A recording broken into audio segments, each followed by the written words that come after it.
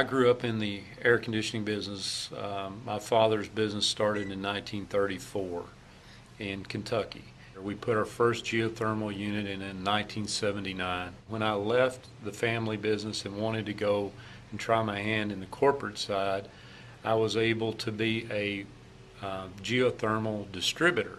So I actually taught geothermal to contractors across the areas that I covered in the Southeast. I've got about 35 years of experience of seeing best practices, and what we brought that when we started Crawford Services was we brought that experience level of white glove service to our customer base so that we could offer them the best system for their house so that they wouldn't have to ever look again to buy another air conditioning system if they could.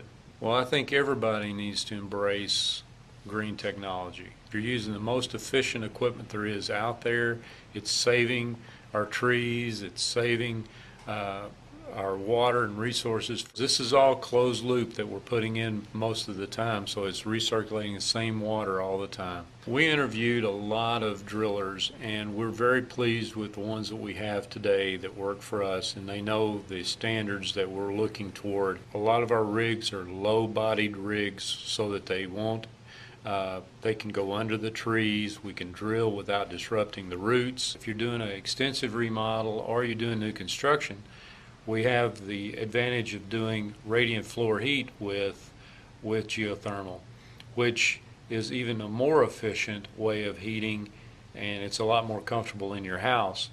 And you can do domestic hot water heating with it as well. Now we're incorporating a lot of solar into the geothermal to allow us to really get a green environment in your house so that you can go solar and geothermal and get the 30% tax credit on all the dollars that you're spending for all of this, and develop your house to where you're more self-sufficient for yourself as opposed to dependent on other types of energy.